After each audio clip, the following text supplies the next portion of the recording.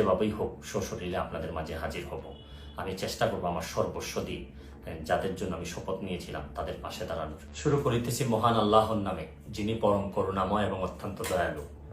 দেশের এই পরিস্থিতিতে, বন্যা পরিস্থিতিতে আমাকে আসতেই হলো আবার ভিডিওতে। আমি সোশ্যাল মিডিয়ার মাধ্যমে যেভাবে দেখলাম যে এত পানি, বিশেষ করে আমি আমাদের এলাকায় দেখলাম যে 93 সালের পরে হবিগঞ্জে এত পানি খোয়াই নদীর উপরে কখনো হয়নি। কারণ একটা ভারত থেকে একটা ড্যাম এটা ছেড়ে দেওয়ার কারণে পানি আর কোনোভাবেই কুলায় উঠতে পারতেছে না আমাদের নদী। এইদিকে আবার আমাদের দেখলাম যে ফেনীতে তো মানে শুধু বাড়ির ভিতরে ঢুকছে তা না, বাড়ির চালের উপর দিয়ে পানি যাচ্ছে। এরকম কুমিল্লা, বিভিন্ন দেশের বিভিন্ন জায়গায় যেভাবে বন্যায় আক্রমণ করছে।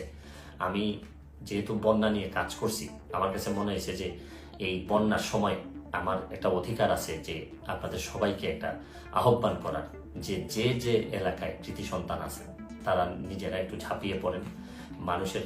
কারণ দূর থেকে বন্যা বলতে আমরা পানি দেখি, কিন্তু আপনি যদি কাছে যান, প্রতিটা পরিবার যে কি পরিমাণ কষ্ট হয়, কাছে গেলে বুঝতে পারবেন যে মানুষের কষ্ট। আমরা তো এমনি শুধু থই থই পানি দেখি, কিন্তু ভিতরে গেলে বোঝা যায় মানুষের খাবারের অভাব হয়, মানুষের পয় নিষ্কাশন ব্যবস্থার অভাব হয়, মানুষের স্যালাইন লাগে। সামান্য একটা স্যালাইন নিয়ে যেতে পারলেও অনেক বড় উপকার হয়। আমি বিশেষ করে প্রধান উপদেষ্টা মহোদয় ডক্টর মোহাম্মদ ইউনূস সাহেবকে অনুরোধ করব যে সারা দেশে ওনার তো তৃণমূলে কাজ করার অভিজ্ঞতা আছে, উনি যদি একটু ব্যবস্থা নেন মানুষ অনেক বেশি শান্তি পাবে। কারণ আমি আরেকটা জিনিস, আমি আমার এলাকায় নিজের হবিগঞ্জের যারা যারা আছেন, যারা আমাকে আমার আত্মীয় স্বজন যারা ফলোয়ার আছেন, তাদেরকে বলবো যে আপনারা যেভাবে পারেন আমাদের এলাকার, অন্তত এলাকার মানুষগুলারে সেভ করার চেষ্টা করেন। আমার পক্ষ থেকে আমি যেভাবে পারি কিছু না কিছু সহযোগিতা করার চেষ্টা করব। কারণ সবাই একসাথে দাঁড়াইলেই দেশের যে কোনো দুর্যোগে আমরা মানুষের কল্যাণ কিছু করতে পারবো। আমরা বহু মানুষ আছি, হয়তো মানুষ একটু বিপদে পড়লেই কাজে আসতে পারি, হয়তো আমরা চেয়ে ঘুরে বেড়া না, আমরা হয়তো অনেক বেশি প্রতিবাদকারী না, বা সব জায়গায় দাঁড়ায় যেতে পারি না, অনেক লিমিটেশন নিয়েই মানুষ হিসাবে বেঁচে থাকি। তারপর চেষ্টা করেন যে সবাই মিলে অন্তত বন্যা দুর্গতরে সব কিছুর ঊর্ধ্বে উঠে বন্যা যারা দুর্গত তাদের পাশে দাঁড়াবেন, এইটুকু আমার আপনাদের কাছে আহ্বান, আপনাদের কাছে চাওয়া।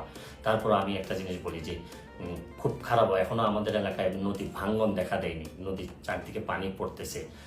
যদি ভাঙ্গন দেখা দেয়, খুবই খারাপ অবস্থা হয়, তাহলে আমার একটা আপনারা নিশ্চিত থাকতে পারেন আমি যেভাবেই হোক সশরীরে আপনাদের মাঝে হাজির হব। আমি চেষ্টা করবো আমার সর্বস্ব দিয়ে যাদের জন্য আমি শপথ নিয়েছিলাম তাদের পাশে দাঁড়ানোর। ভালো থাকবেন, সুস্থ থাকবেন।